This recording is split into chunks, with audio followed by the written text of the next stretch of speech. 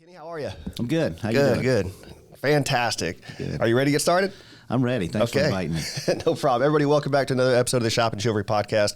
I'm here with a candidate for mayor, yes? Mayor. All right, Kenny Holloway, how are you? I'm good. Good.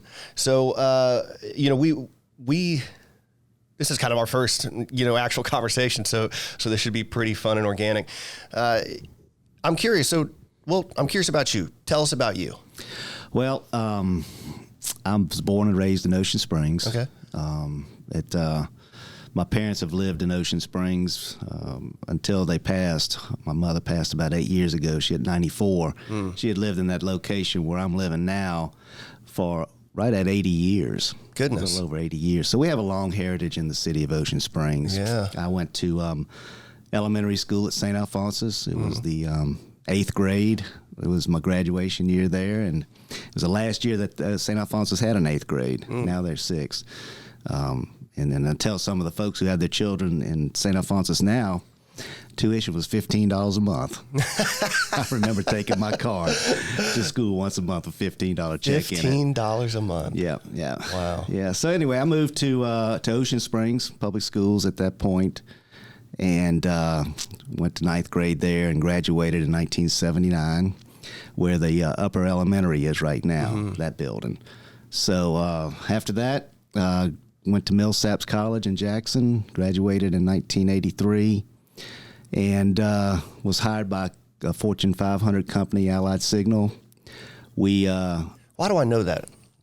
They were in aerospace. They've done some stuff out at Ingalls, I believe. Okay, yeah. That sounds really familiar. So Yeah, and so we spent a couple of years in Jackson, and then transferred to New Orleans, transferred to Dallas after a year in New Orleans, spent 6 years out in Dallas. So I've had that experience with corporate America. Had an opportunity to move back to the coast, and we took that opportunity. At the time, my brother had just been elected to his first term as mayor in Biloxi. I was going to ask you if you were kin to. Yep, and so we moved to Biloxi and established home there, and I went to work for the IP in government and community relations. Spent about 2 years with them, property acquisition, permitting, stuff like that. Yeah. Went to work for myself, bought a company, went to work for myself. And then later on, I got into real estate, and that's what I'm doing right now. Excellent. I'm a real estate broker. I have my own brokerage firm, and we do some commercial, residential consulting, and some development now. Wonderful, wonderful. So you're running as a Republican? I'm running as a Republican. Okay. Why? My values: conservative, fiscal management. I like to have transparency in my government relations, and my brother was the first mayor of Biloxi ever elected in the Republican Party. Oh, really? So I kind of credit him, because now everybody wants to be a Republican. You can check the list. Just look at the slate. Yeah. I mean, everybody's a Republican. Everybody, yeah.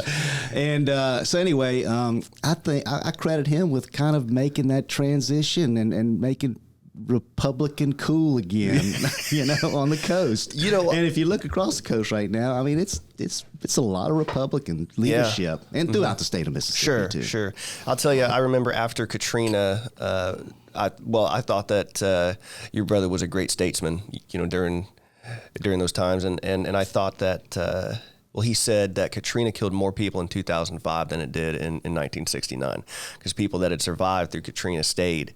And obviously, Katrina was just a different type of storm. Yeah, it was Camille. We stayed in City Hall during Katrina. And my mother, AJ's family, some of the directors. And we watched that water come up Lemieux Street, and right at the very top lip of coming into City Hall, and we watched cars float by and buildings get knocked over. And I remember he was on the radio with Civil Defense in Biloxi, and it was about, I guess, 8 o'clock when the storm first started, causing some havoc. And the guy said, 2 or 3 more hours, it's going to be out of here. Well, at about 8 o'clock that night, I looked at him and I said, "Who the heck is telling you? I mean, what's going on here?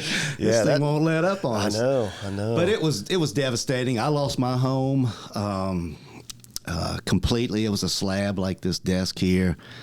Some people say I was lucky because I didn't have all the cleanup to do. My family at the time moved away. They had to go to Nashville to live for a while. It was really heartwarming, though, because we didn't have anything. I mean, we had the clothes we were wearing, like a lot of people. Yeah. And when they went to Nashville, they went to Mass one morning. I'm Catholic. Mm-hmm. They went to Mass one morning, and my wife at the time started crying, and this lady tapped her on the shoulder and said, "Are you okay?" And she said, "Yeah." She said, We just moved here from Biloxi." And she said, you were in a hurricane, weren't you? She goes, "Yeah." They took my children in. They gave them uniforms. They put them in soccer, which that's what my daughters always did. Gave them books, and taught them, put them in classrooms. And that was, there was a lot of that going on, a lot of giving going on back then. And unfortunately, we're in a time right now where there's a lot of conflict, and that needs to go away. We need to get back to, like Billy Hughes says, one coast, one community. And each one of us has something unique to offer each city. Mm-hmm. And we can all feed off of each other. And that's what I plan to do as a mayor. I plan to reach out to these other cities and, and let's see what we all do best. And when we go to lobbying in Jackson or in Washington, let's go as a group. Let's have a common goal. Yeah.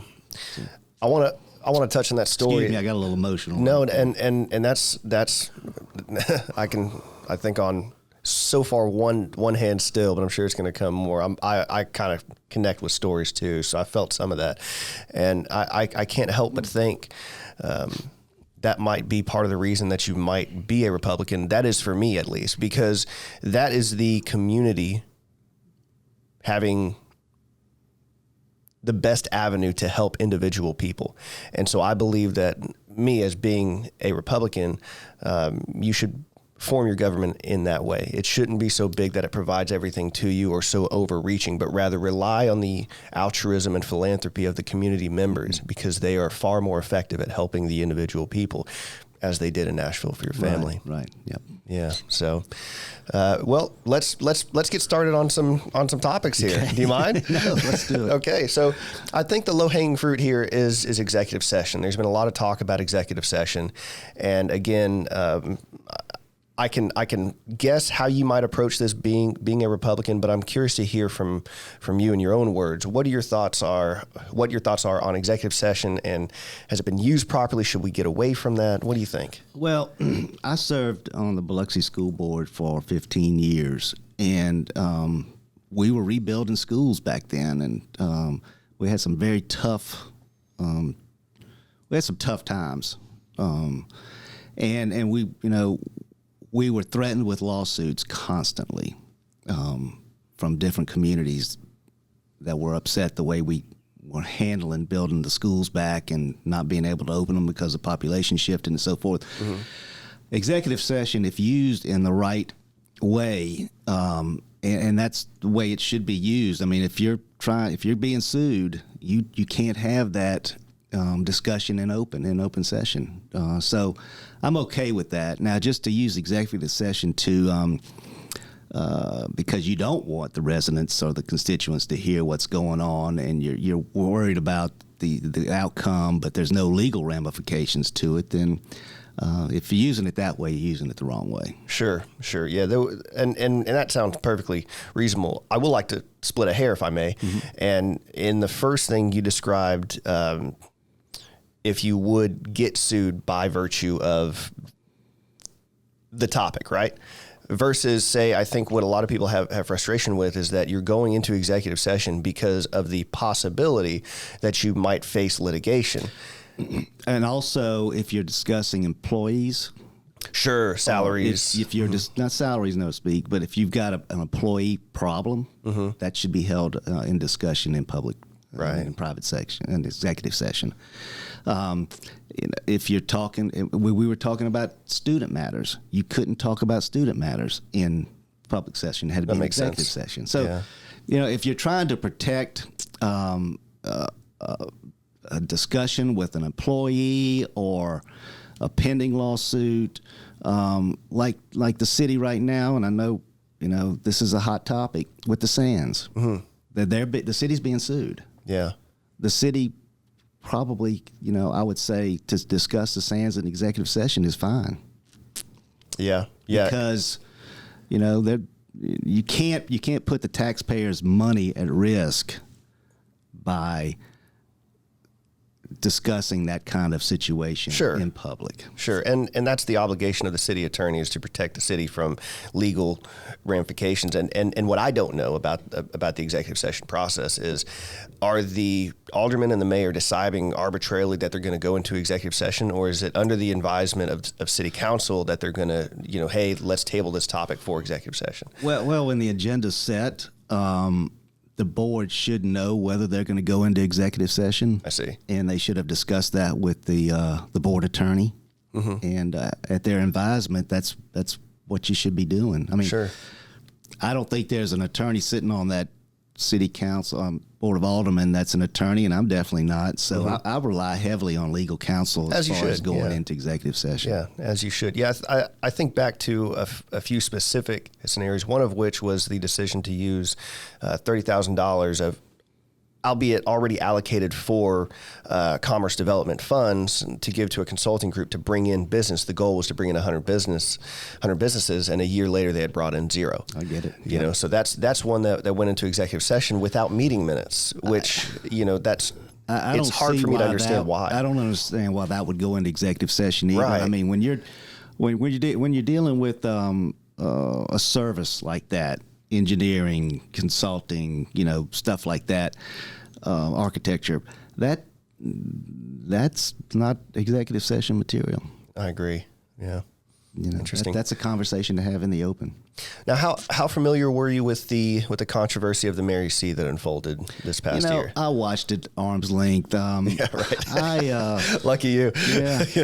Me as well, though. I would have preferred if I would have been the mayor, and I'm not throwing anybody under the rug, because I think there was some situations on both sides that were not handled properly. My philosophy is, let's bring everybody to the table. Let's discuss the situation. If we have differences, let's see if we can find some common ground. Yeah. And let's provide. I mean, the whole Mary C thing is for the benefit of the community. Sure. And from what I understand, there were some things going on that the city wasn't happy with. There were some things going on that the Friends of Mary C were not happy with. And instead of, just throwing all that hard work out the door, in a matter of weeks, or days, why can't we just sit down and try to find some common ground? Sure. And I've spoke to people on both sides of that issue, and from the city's perspective, and especially what's contained in the Gulf Live article that you can read. I even had a conversation with Shay, and I said, man, reading the article, I'm kind of upset you didn't get involved sooner, because of the amount of money they were having to pay, because they weren't profitable. Now, whether that's a product of maybe just not having the right programs or the right people managing it, I mean, those are obviously issues. But it's a city building, and the city needs to have some oversight on it. And that's what they were. Yeah, exactly. Without a doubt.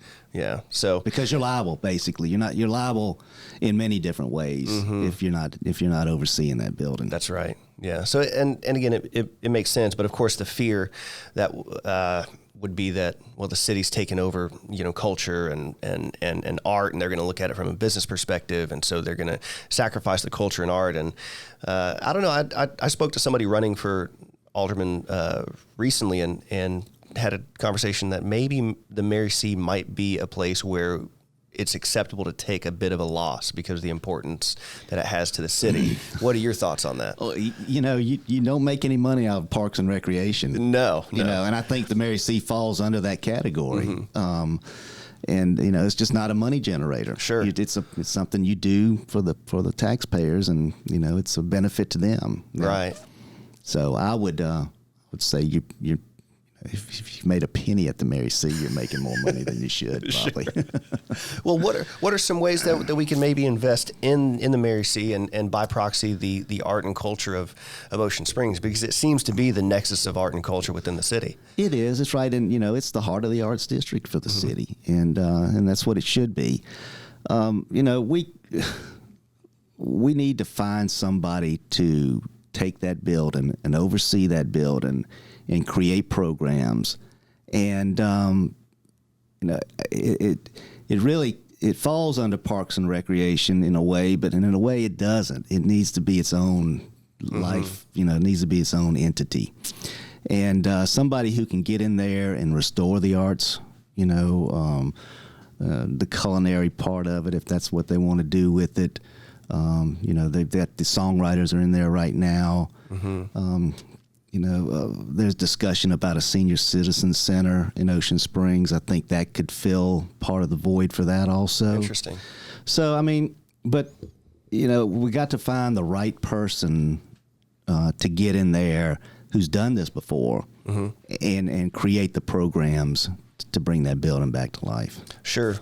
One of the concerns I had was that they were offering classes that are being taught by businesses in town, like painting, like sipping and painting kind of deal where you can have some alcohol and, paint something. It's a fad now. And there's a couple of businesses that do that. And the concern is that, now the city's competing with private businesses that are trying to earn income on that very same program. Do you see that as a conflict? If a business is going to use the Mary C for something like that. Oh, no, I'm sorry. These are standalone brick and mortar buildings separate. I understand what you're saying now. Gotcha. Yeah, I get it now. Yeah. And your question is, are they competing with the Mary C? Right. Should we avoid programs that are being offered by, a private company within the city? No, that's a business. And, the business is, that goes back to being a Republican. I think it's free enterprise. Sure.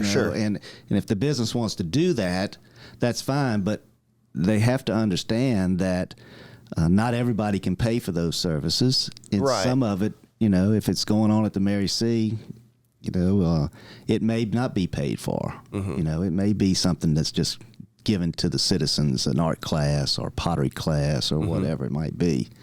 Okay. So yeah, fair enough. Well, so moving from executive session and we can transition to kind of downtown in that area. So downtown is obviously like art and culture in Mississippi. It's kind of a destination point, right? Absolutely. And we definitely mix downtown and art. So what are your thoughts on the downtown scene? What does the downtown mean to Ocean Springs? Well, like I said earlier, each city along the coast is unique, and downtown is what makes Ocean Springs unique. Yeah. Other cities would die to have that downtown. Well, they're trying to invest in it, like we have. Gulfport's trying. And they are. And, but it's a different mix in Ocean Springs. There's, you've got those rooftops around it. And that's where people can flow in and out. The locals can flow in and out. So that's hard to duplicate. I don't know if you can duplicate it. Sure. But we've got so much opportunity in downtown. It can really be more special than what it is right now. Okay. We need to work on some beautification down there, additional beautification. We need to work on parking. There was a parking garage planned, but that's not going to happen any longer. But why do you say that? Well, the funding is not going to be there for the balance of the project. Interesting. I thought the funds from the restoration of the BP spill were going to be used to there fund was that. $2 million allocated to that project, and they're not going to allocate any more for whatever reason. It's not anything local. It's it's state. But the developers were told that they're not going to allocate any more dollars to it, and it's just not enough money to build a parking garage. Interesting. So a lot of people were kind of leaning on that as being the best possible solution for traffic downtown. It is a solution. I'm not sure if it's the best. There needs to be a parking garage downtown. I'm not sure that was the best location. I mean, if I was to pick a location, I would be farther to the west of Government Street than to the east. I think Government Street hopping, I mean, that part of Government Street growing past where Fearson Optics used to be is probably not going to happen in the foreseeable future. It seems to me like the retail and food and beverage business is moving down the other way towards the Roost, right? The Beatnik Hotel in that area, and Porter Avenue. I live on Porter. Okay. I live downtown. I live 2 doors down from the Roost. And the development going on down there is good. Right, yeah. And I think agree. people are going to start migrating down that way, migrating up and down Washington like they do now. And so I think that parking garage, if it happens, needs to be more centrally located. And also, we need to direct the visitors to Ocean Springs to this public surface parking better. Okay. The signage down there is not good. It's pretty awful. So everybody comes down Washington, they turn down Government. Well, they could make that turn a block before Government. That's right. And run right into public parking. That's right. And keep some traffic off Government. Mm-hmm. If there's a parking garage built, the onus is going to be on the business owners down there to try to get their employees to use that parking garage. Because when you take all the service people that are working down there, that survive, or their livelihoods based on that, they're taking up a lot of parking spaces too. Sure, that's a good point. So there's some other ideas I've got as far as some surplus property that the city owns, probably can be raised and create 40 or 50 more parking spots downtown, which doesn't seem to be a lot, but it's 40, 50 more we have. That's right. Yeah, and one plan I heard was to get rid of the old police precinct downtown, and that's exactly what I'm talking about. Make that a parking space. Yeah, mm-hmm. Yeah, which obviously makes sense. But what about some of the plans that exist to maybe make Government a one-way street?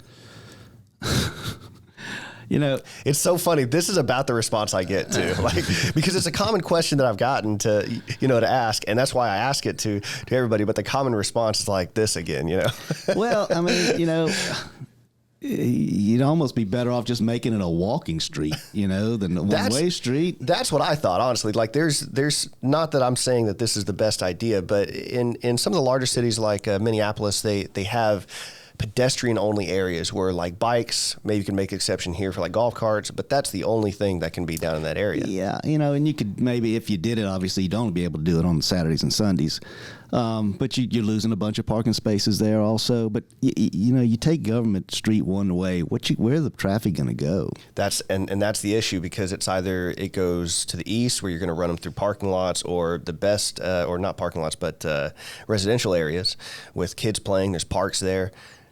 Or you put them back on 90. And then you put them back on 90, you've lost them. You've lost them, 100%. They're not coming back. There's no good argument that they really would nothing. make that loop back down Martin Luther King and get back on Government. No, there's no... We've got to create more parking. That's the bottom line. Yeah, for sure. But, that's what makes downtown successful, because people have to walk. And they have to park somewhere and walk in front of a restaurant, in front of a bar, in front of a gift shop, in front of a candy store or dress shop or whatever. And they stop, they walk, they do some window shopping, they walk in, they walk out, and that's what makes it unique and cool. Yeah, the parking problem to me seems like a major economic issue. I think we're going to get to a point of diminishing marginal returns where it doesn't matter what businesses want to come in here or who can come in here, but there's not going to be enough flow of customers in order to serve those businesses. Now, I'm not saying that we're anywhere near that, but if we don't address the parking issue, to me, I think that's a reasonable concern. It is. You get to a saturation point where you just, you can't handle anymore. Mm-hmm. Yeah, for sure. What are your thoughts on golf carts? I own one. Oh yeah. Oh, me too. Me too. I love it. I just don't think that people were able to predict the sort of Pandora's box that would be opened with the golf carts, because now they're everywhere.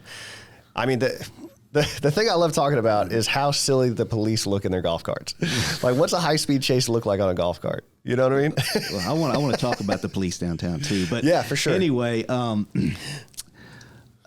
there needs to be some golf cart parking. There needs to be some, and Kyle German is a good friend of mine, and I'm sure he would agree. There needs to be some policing going on with the rental business, because some of the people that get those golf carts, they're running around with children hanging off the back of them, music blaring, it's wear and tear on his equipment. But, there needs to be, when you have a golf cart, you need to drive that golf cart the way you're expected to drive your automobile downtown, stopping at traffic signs, and then in turn, the people who own automobiles need to respect the golf cart people too, because that's a fair point. Yeah, that's a fair point. They need to stop and let that guy go through the stop sign. But it's good for Ocean Springs. It adds a little bit of uniqueness to the city, and I think it's been a good thing.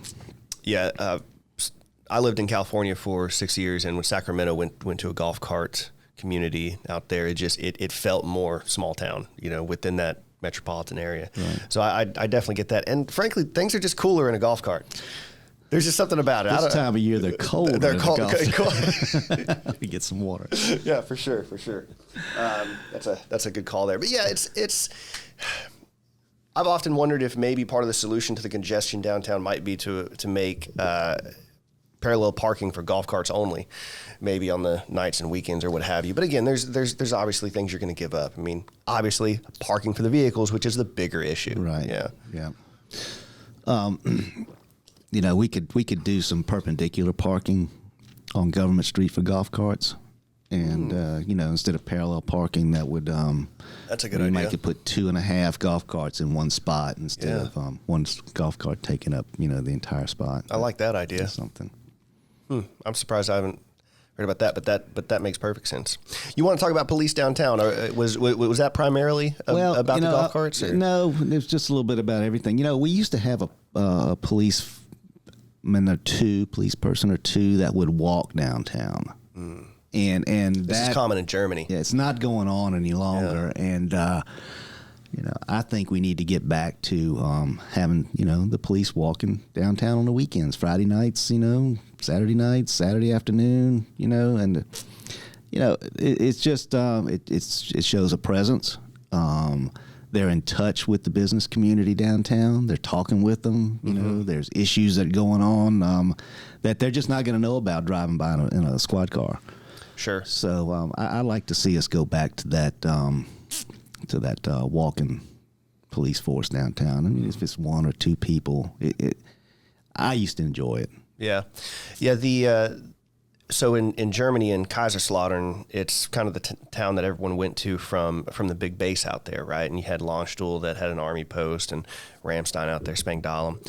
But they would obviously go to, we called it K-Town, to go to where all the bars were and drinks and whatnot. And the military police always wanted to be out there, right? Mm-hmm. Because they wanted to prevent young military people from doing something stupid, which obviously tarnishes the image of the U.S. military and foreign soil, whatever the case may be. But they would walk with German police like all the time. And so they were always out there kind of working hand in hand. It's obviously a kind of a different situation, but it's not an uncommon thing to have, police, right, patrolling those areas. And I can certainly see the benefit. It's much like if you can say that having police being able to drive their cars to their homes and that being a deterrent because people know that police live there, it's the same sort of proxy deterrent that would exist from somebody walking up and down the street.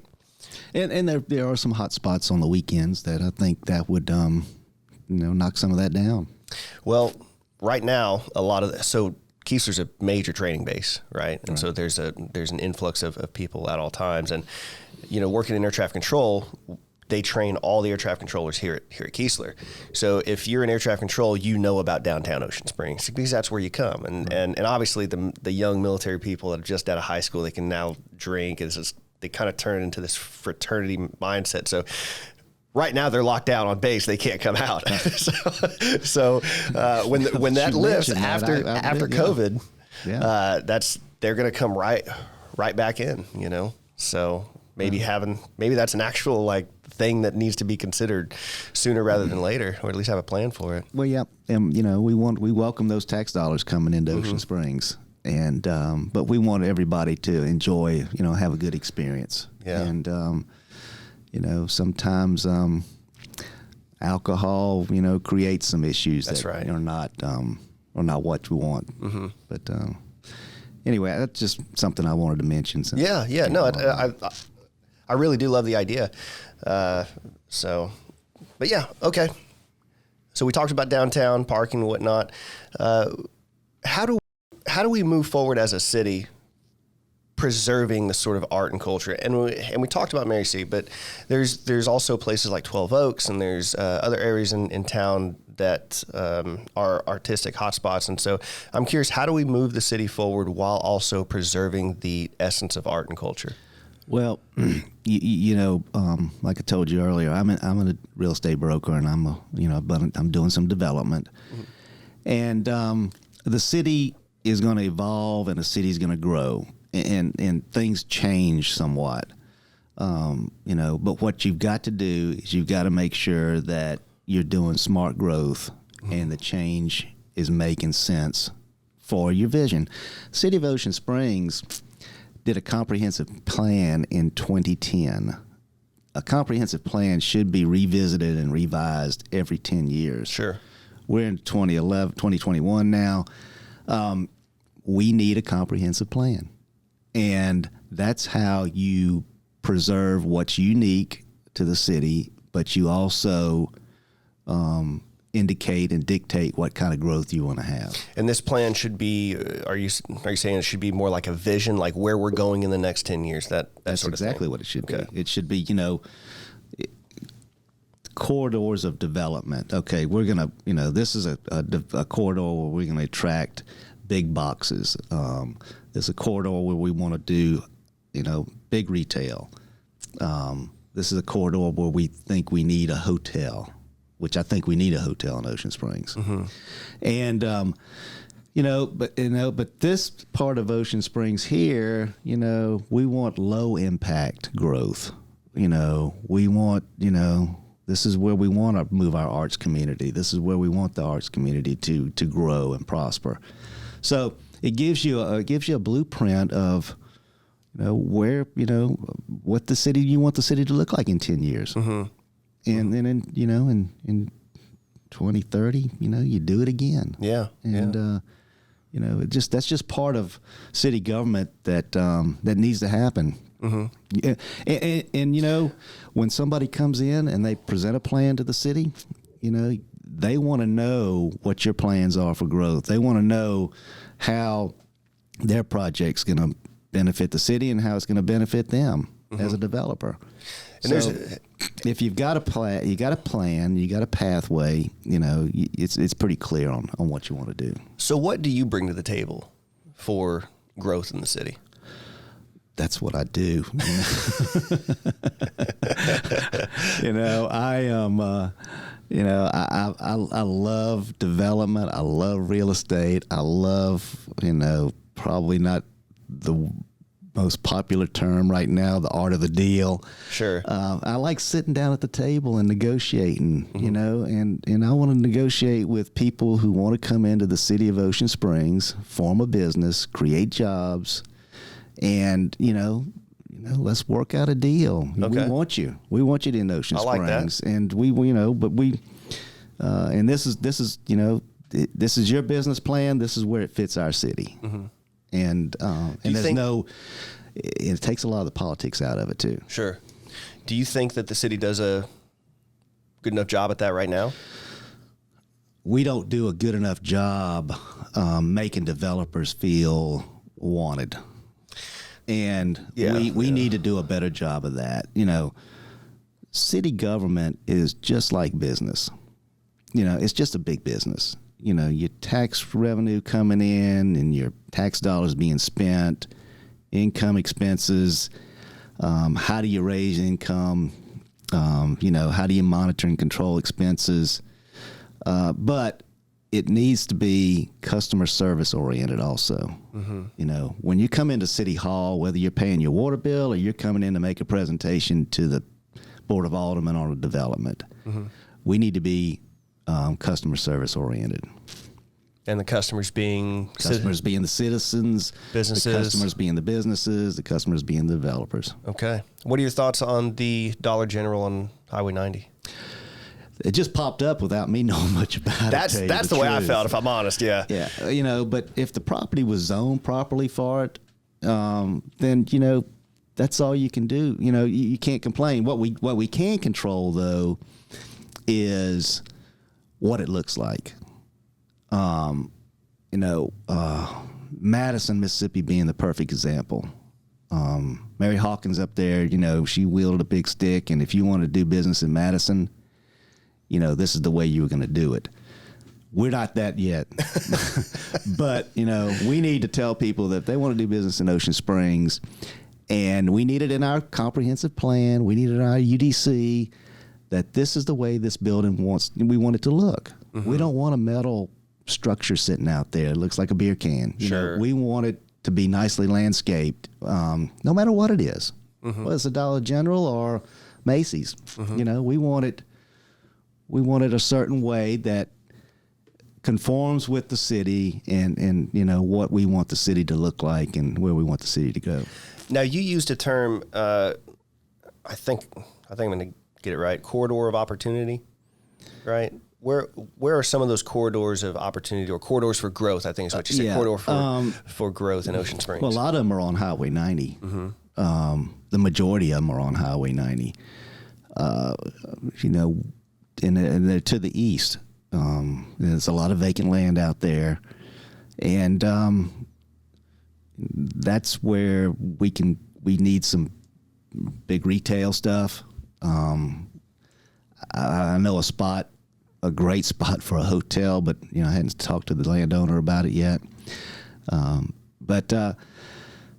then we need to dress up some of the more blighted buildings along Highway 90. I think downtown is pretty, you know, other than just cleaning it up a little bit, it's pretty vibrant. It's, you know, it's used, it's utilized, mm-hmm. not at capacity, but close. The Highway 90 corridor is key for several reasons. It's key to raise, or not to raise ad valorem taxes, to get properties built on vacant land mm-hmm. that would create more taxes for the city. You know, 3 ways to raise money in city government or in any government. You raise the ad valorem tax millage, you raise the sales tax, or you increase the property value.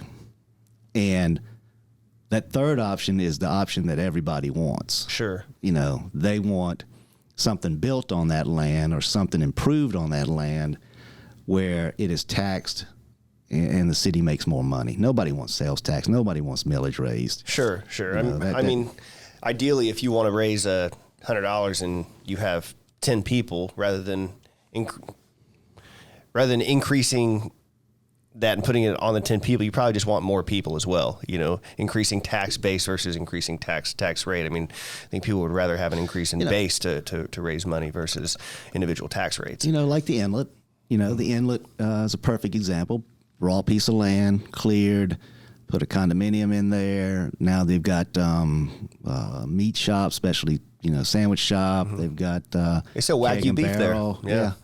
You know, so that's a perfect example of what I'm talking about. You know, those types of developments, not just that, but those are what increases your tax base, those types of developments. Yeah, I'm told that the same developers that developed the inlet are developing something similar there on 57 north of 90.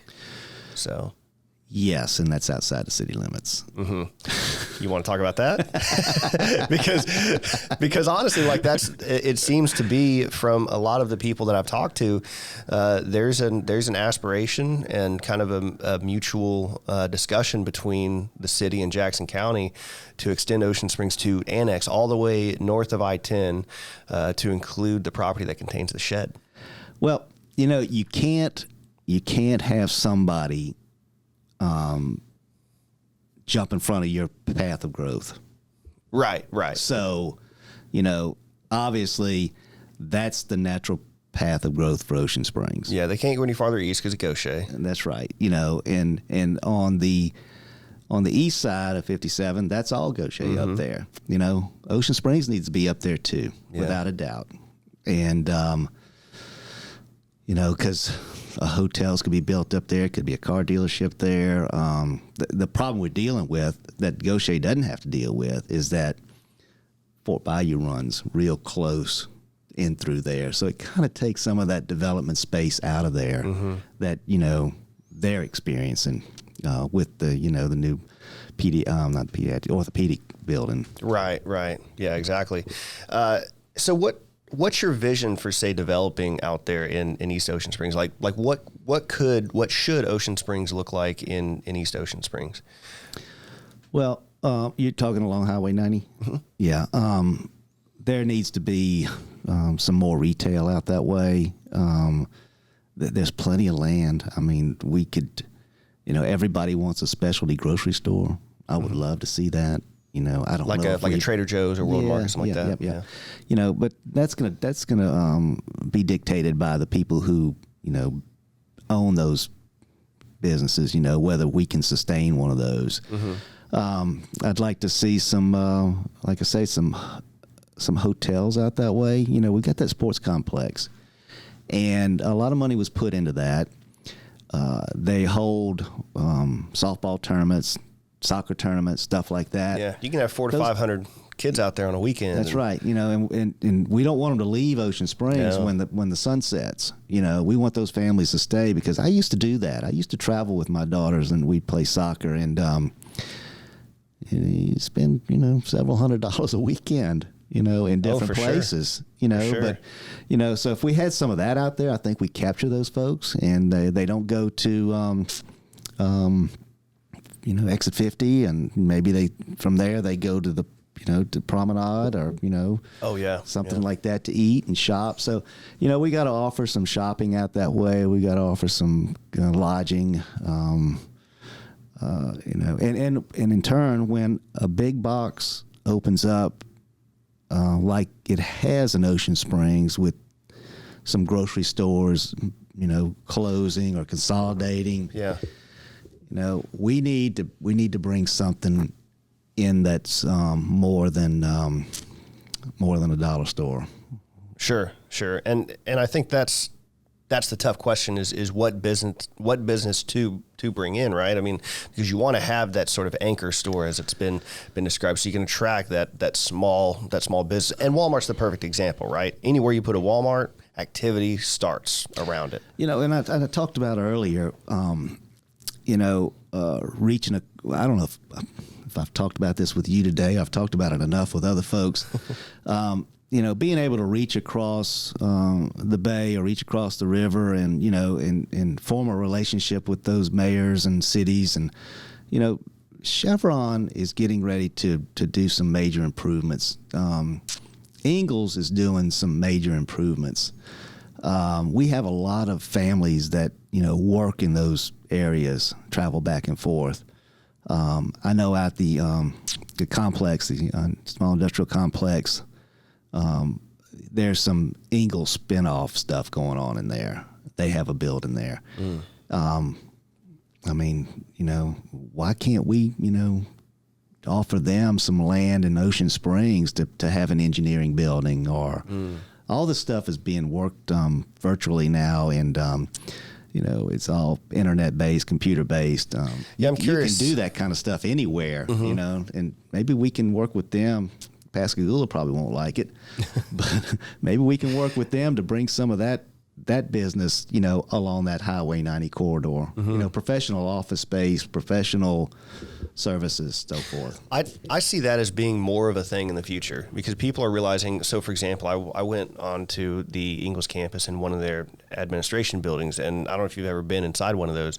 They're 3-4 stories, and they're filled with cubicles and office space and whatnot. And I went in there last May, it must have been, and where there were 80 or 90 cubicles on this floor, there was nobody. There was a few managers, and you think, the money it costs for that building, to power it, to water it, everything, and most of the people aren't even using it. So I definitely see, like, I can envision, like, in the summer, people will use, like, rentable office space because their kids are not in school, stuff like that, so they can get work done. But I certainly think it's going to change the business landscape. It is, but, some of that stuff, to get those creative juices flowing, you need to be sitting across the table from somebody. Sure. And so you're right, it's going to change, but I don't know if it changes forever. Yeah. And like that. Yeah, maybe. There's, I know the coffee shop downtown, Desperado, they've got rentable office space in there. So there's, they have a podcast room too, which is unique. So, I'm curious how office spaces will change in a post-COVID world. But. We're looking at it, I guess. There's over in Harrison County, they have a couple incubators. Maybe we should look at that. In conjunction with Harrison County in that part of Ocean Springs. Where you have somebody who's starting out in business and you provide them with some space. And they share boardrooms and they share common areas. Oh, interesting. And until they get to a point where they've grown out of that, and then they move on, and somebody else moves in that space, and that's worked well. I think this room that we're in right now was something like that because it was a again I told you that it was a real estate office.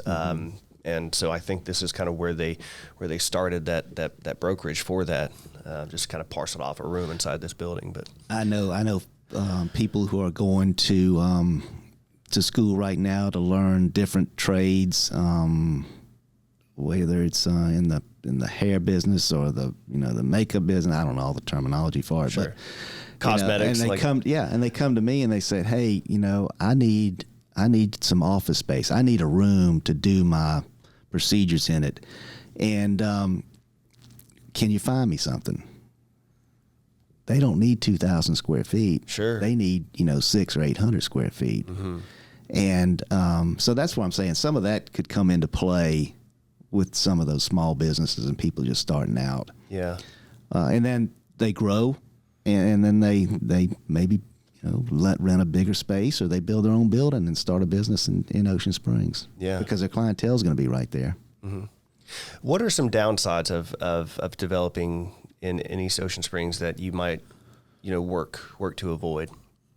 Well, here I'll put it to you like this. So, there's people have advocated for the idea of building up East Ocean Springs like Sangani, and obviously I can appreciate what that does for the money coming into the city, but also I do think, speaking for myself, I enjoy having Sangani out of Ocean Springs.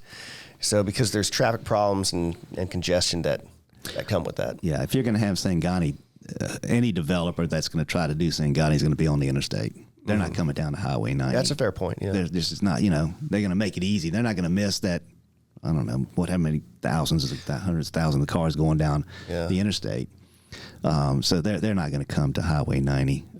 I think more so the point is just dropping a bunch of big box stores within that area. I think that's the point that they're driving at, and I certainly could see, because there's that Lakeview neighborhood that's near there, and then of course there's homes that are near the high school that are popping up. Maybe they'd be concerned about all that excess traffic at that intersection. Yeah, and you can see what happened with the Gautier Mall. Mm-hmm. So I mean, it depends. A lot of that is driven by. It's all driven by money. As far as the developer looks at it, does it make sense for me and my investors? And right now, and even going forward, I don't see where, that would make much sense to a lot of developers. Mm-hmm. So I don't think there's a threat of that, is what I'm saying. Gotcha. Okay. Well, we talked a little bit about annexing north of 90 there on 57. Do you think that there's an opportunity to annex kind of where the high school is and maybe those homes? Because as it currently stands, the high school isn't even in city limits. Well, Ocean Springs Public Schools there's like 52 or 53% of the student population that live outside of the city limits of Ocean Springs. Mm-hmm. Now, if you're going to look at annexation, you've got to look at the current tax base and the future tax revenue that can come out of it. Okay. Annexing around that high school right now would put a very hard strain on the economics of Ocean Springs. How so? There's no tax base out there. Mm-hmm. All you're annexing is expenses.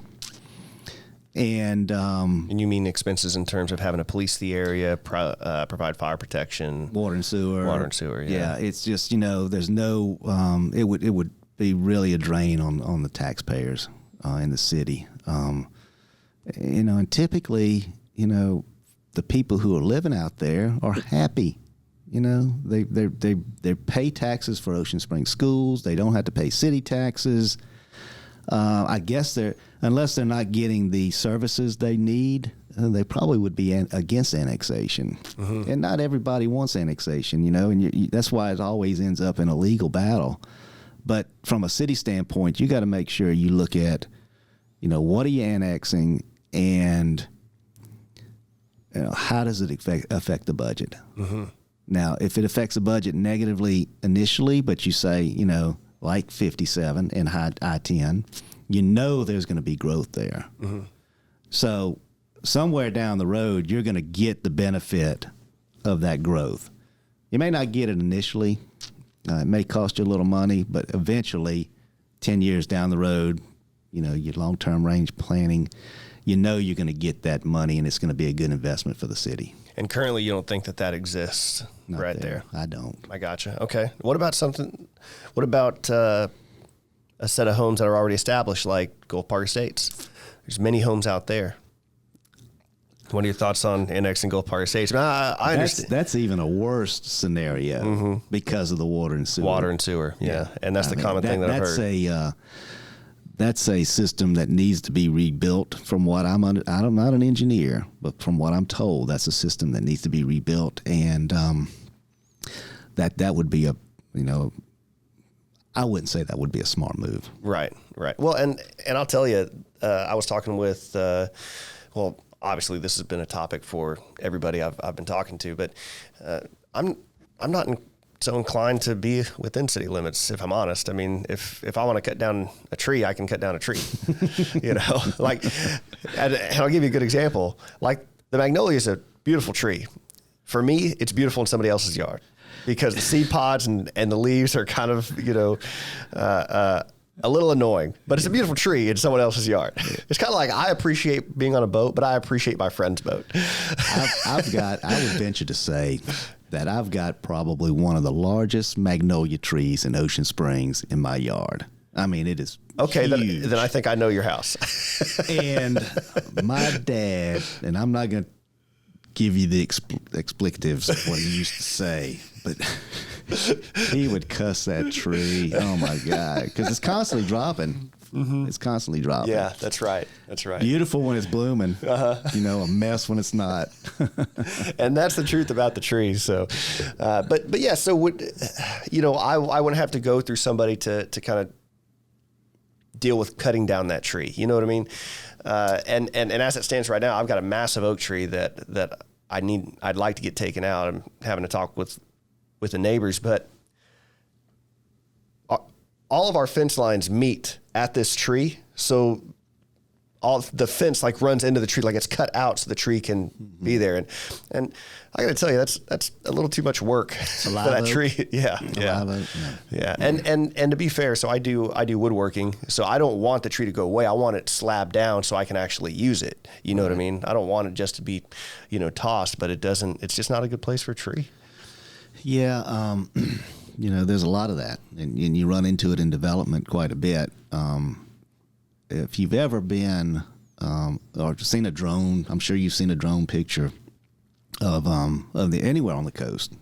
We got an abundance of oak trees, and it makes it. And don't get me wrong, I've got 3 oak trees in my yard that are hundreds of years old, and whatever I would do because my property is commercial zoned, if that was ever developed.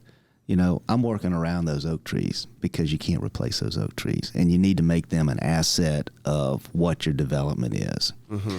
Now, there are a lot of trees that are diseased, and you don't know it until the tree breaks, and it's got a big cavity in the middle of it, and then you got that expense of clearing it up. So, there's pros and cons to all that stuff.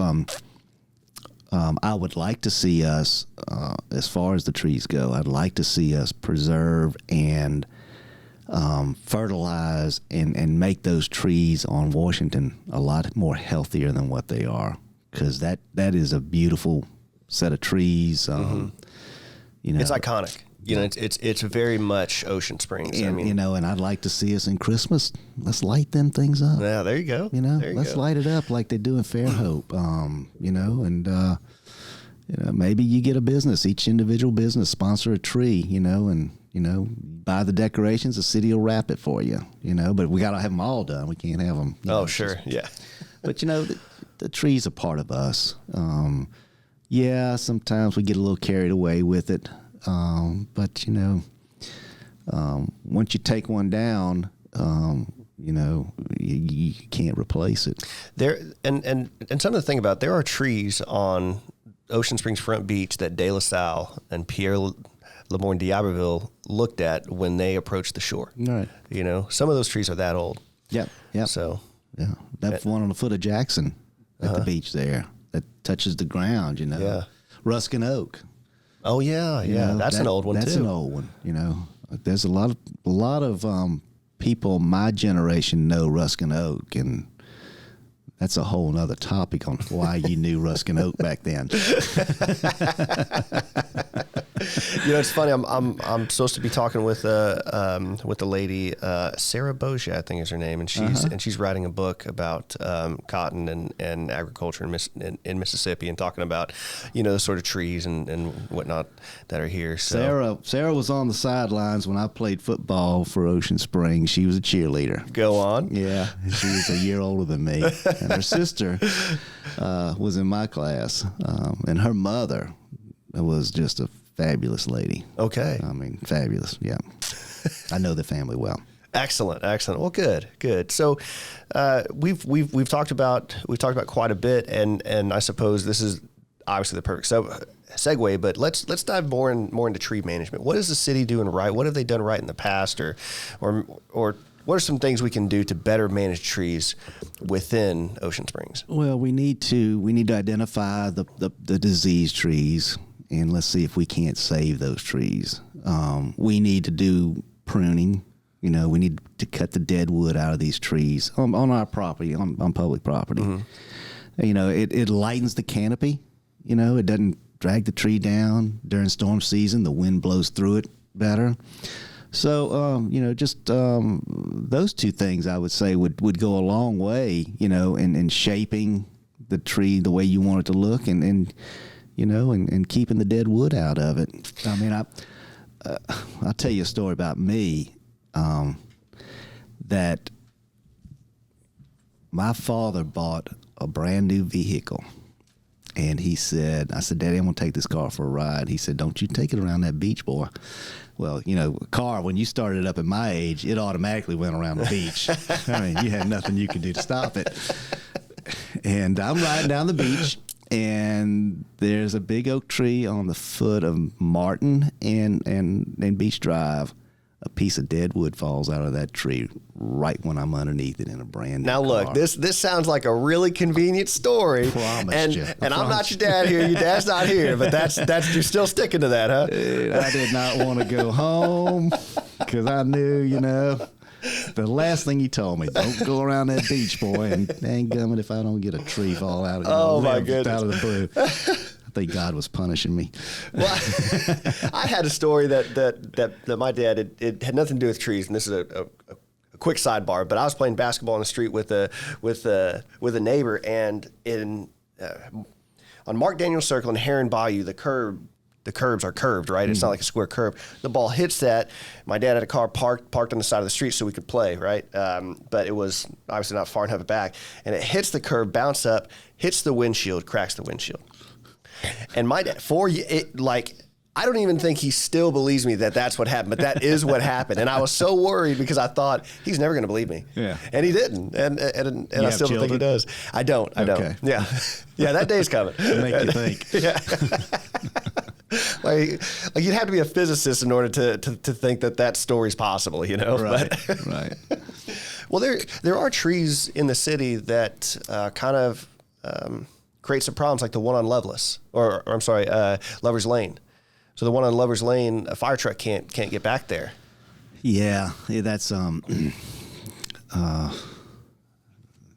this that's Travis tragedy right there, because you and it's a beautiful tree. It's not like it grew straight. I mean, it's large. It's a magnificent tree. But I mean, what do you do? Eminent domain and take over people's front yards, or what do you But if it's overhanging, and I might be wrong with this, but I know in residential, if my oak tree overhangs a neighbor's, and they're pruning, they're responsible to prune that part of it, and I would assume that's the same way because that tree hangs over public road.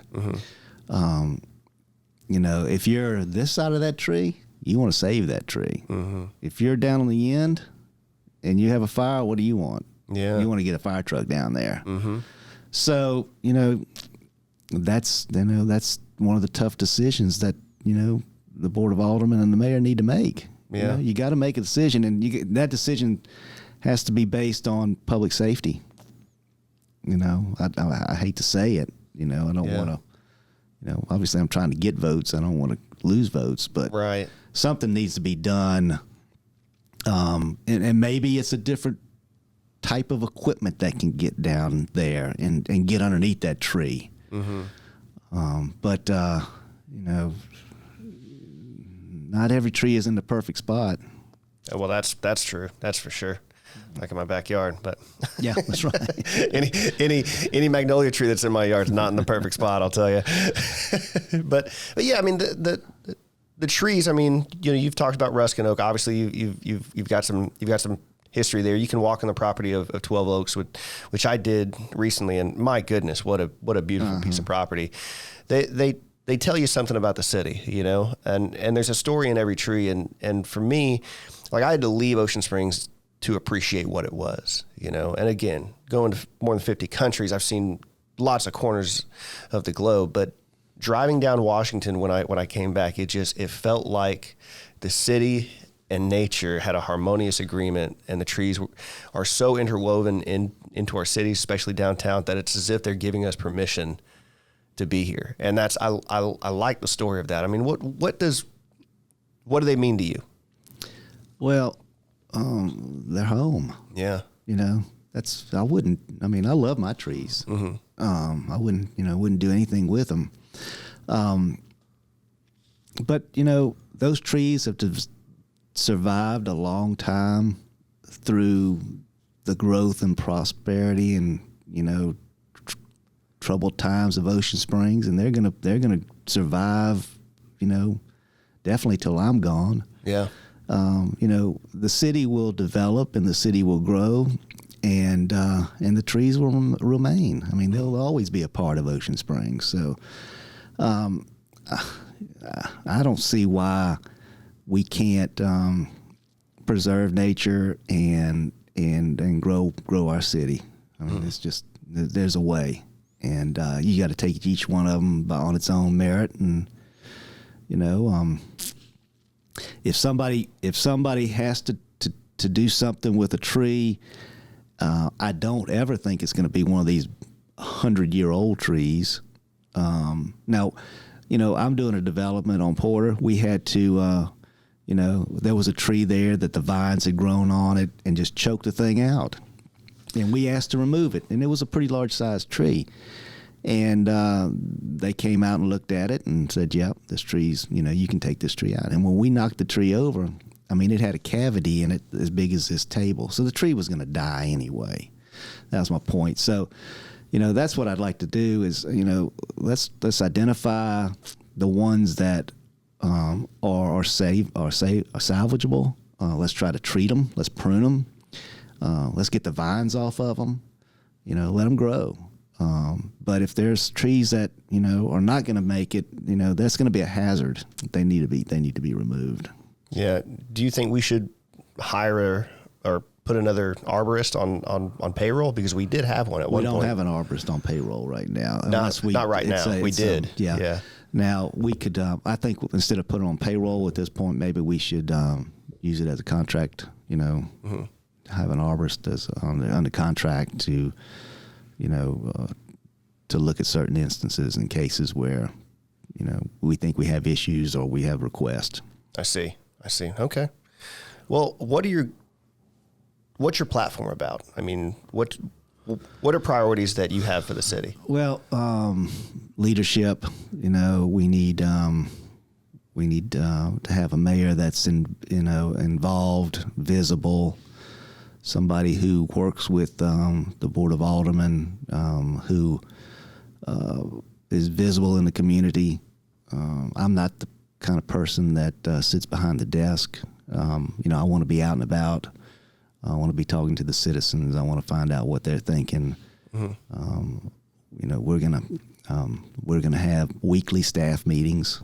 I don't know if Shay's doing that now or not, but we're gonna meet every week with the executive committee of the city, the directors, and we're gonna discuss what happened last week, what's happening coming forward, and what projects we're working on, how they're coming along, what projects are in the pipeline to come along. So there's going to be a lot of leadership as far as that goes. We're gonna work on beautification. We're gonna work on infrastructure.